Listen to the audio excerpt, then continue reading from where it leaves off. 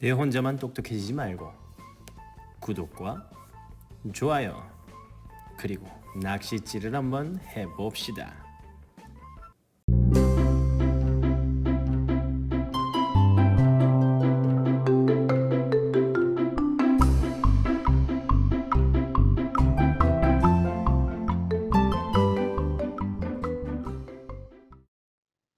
오늘 수업 준비를 해볼까요? 과학 86쪽과 87쪽을 준비해 주시고 실험 관찰 40쪽을 펴주세요. 영상을 보면서 선생님과 천천히 학습하길 바랍니다.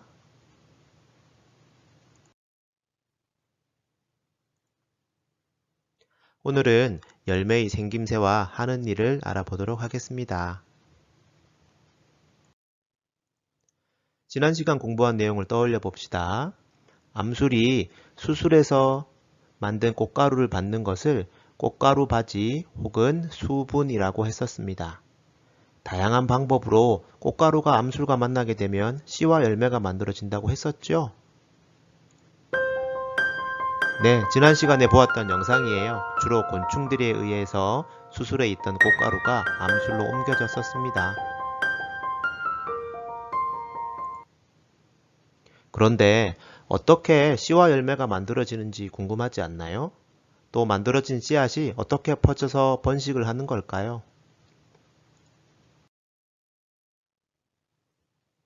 우리는 평소 주변에서 열매들을 많이 이용하고 있어요. 식물들과 사람의 생활도 밀접한 관계라고 할 수 있겠죠? 여러분들은 지금 보이는 열매들의 이름을 모두 알고 있나요?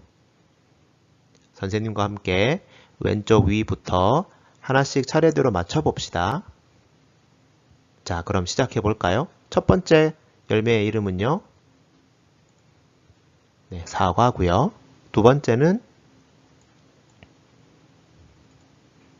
배입니다. 세 번째는 어떤 열매인지 알고 있습니까? 호박이고요. 그 다음은 가지입니다. 그 다음 과일은 혹시 잘 보이나요? 바로 복숭아였고요. 그 다음은 아주 쉽네요. 자주 보았던 포도의 모습입니다. 그리고 그 다음은 오이였고요. 마지막 세 문제는 조금 어려울 수도 있습니다. 첫 번째는 그래도 잘 알겠죠? 우리가 매일 밥으로 먹는 벼이고요. 그 다음 두 개는 매우 어렵습니다. 한번 예상해 보세요.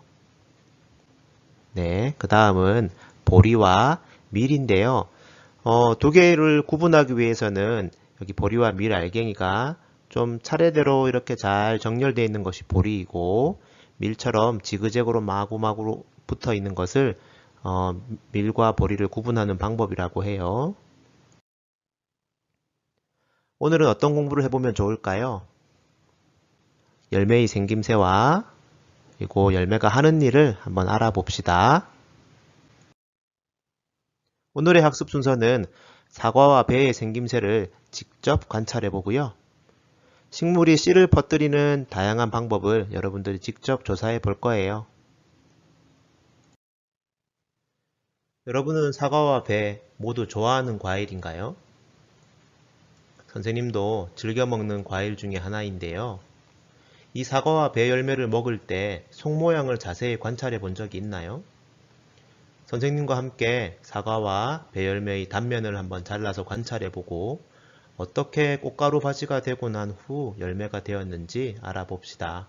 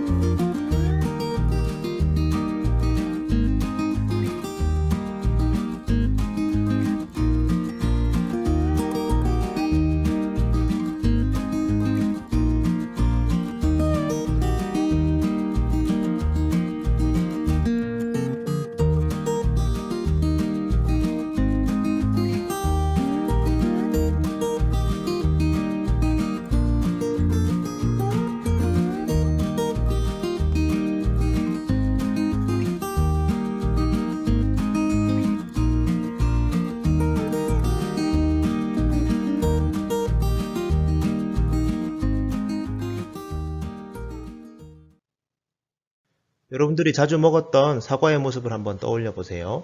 맛있게 베어 먹다 보면 씨가 있는 것을 분명 알고 있었을 거예요. 그런데 이 씨가 어떻게 생기고 무슨 역할을 하는지에 대해 알고 본다면 또 다른 느낌으로 다가오지 않을까요? 선생님과 함께 사과 열매가 만들어지는 과정을 좀 더 자세히 알아봅시다. 수술의 꽃가루가 곤충의 도움으로 이렇게 암술과 만나면 꽃가루 바지가 이루어진다고 했죠? 그러면 암술 속 씨박이라는 곳에서 밑씨가 자라게 됩니다. 단면을 잘라보면 이렇게 밑씨가 자라고 있는 모습이 보여요. 그리고 이 밑씨가 점점 자라게 되어 씨가 만들어지는데 이때 꽃잎과 수술들은 시들어서 떨어지게 된다고 해요. 사실 우리가 피웠던 아름다운 꽃들이 지고 나면 아쉬움이 많이 남지만 사실은 꽃가루 바지가 이루어져서 열매를 만들고 있다는 증거이기도 하답니다. 이렇게 암술을 감싸고 있던 부분과 꽃받침 부분이 점점 자라서 열매가 되는데요.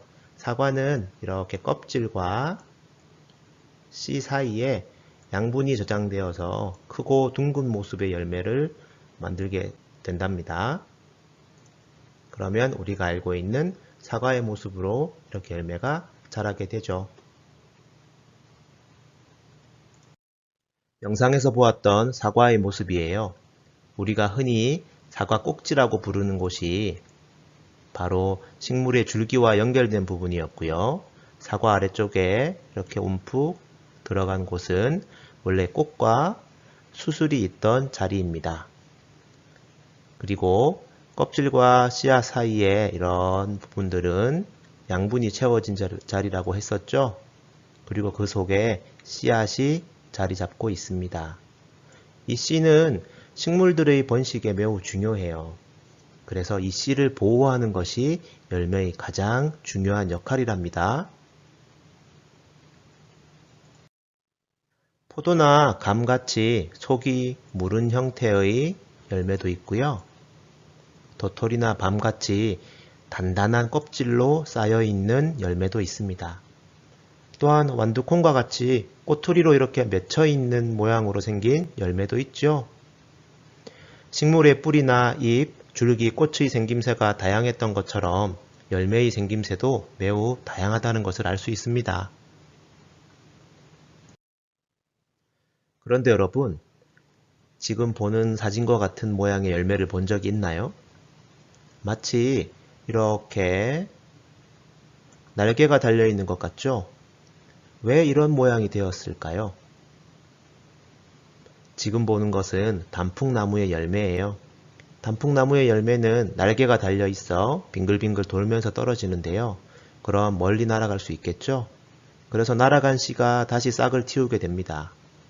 이처럼 식물들은 씨를 퍼뜨리기 위해 다양한 방법을 사용하는데요. 여러분도 영상을 잠시 멈추고 식물이 씨를 퍼뜨리는 방법을 인터넷을 참고하여 직접 조사해 보세요. 실험 관찰 40쪽에 내가 조사한 내용을 입력해 봅니다.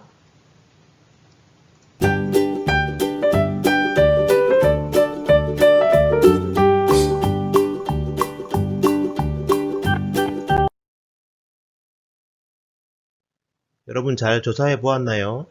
참 다양한 방법으로 식물들이 씨를 퍼뜨리고 있었죠?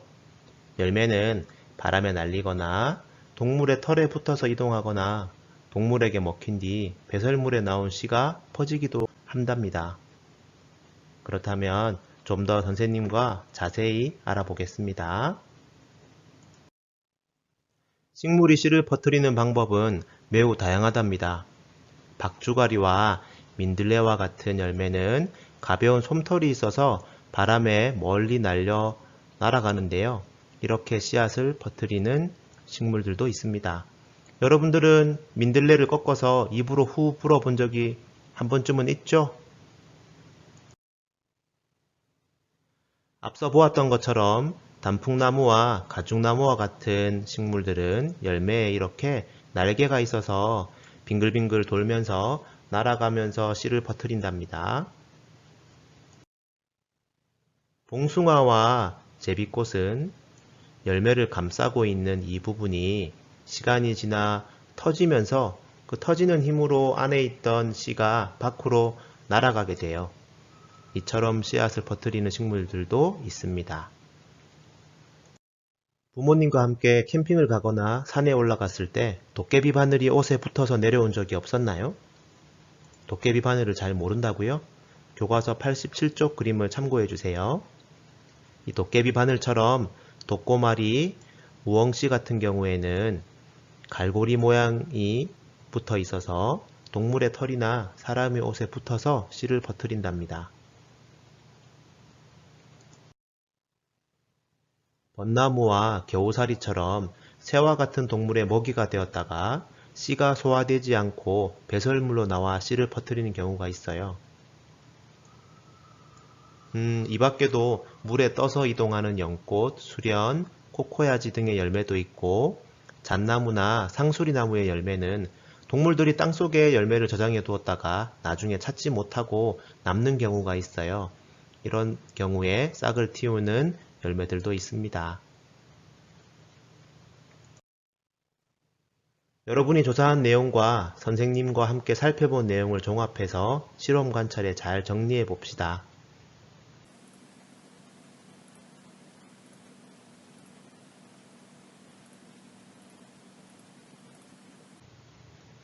네, 지금 보는 방법 이외에도 여러 가지 방법이 더 있었죠? 자유롭게 내가 조사한 내용들을 정리해 보세요. 열매의 생김새도 다양하고 씨가 퍼지는 방법도 매우 여러 가지였죠. 지금 우리가 살고 있는 세상에 이처럼 식물들의 모양이나 씨를 퍼뜨리는 방법에서 아이디어를 얻어 만들어진 발명품들이 많이 있어요. 갈고리 모양의 도깨비 바늘에서 착안하여 만든 찍찍이 테이프, 날개가 달려서 빙글빙글 도는 모습에서 프로펠러를 만들기도 했었지요. 지금 화면에 보이는 발명품은 다른 친구들이 동물의 몸속에서 소화되지 않고 배설물로 나와 씨를 퍼뜨리는 것을 아이디어를 얻어 캡슐 내시경이란 것을 만든 모습입니다. 여러분도 다양한 생각을 자유롭게 펼쳐서 실험 관찰에 나만의 발명품 아이디어를 기록해 봅시다.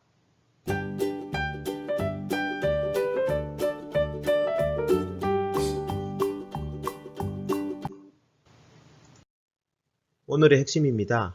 열매는 씨를 보호하는 역할을 하였고 다양한 방법으로 씨를 퍼뜨려 번식을 한다는 것을 알게 되었습니다.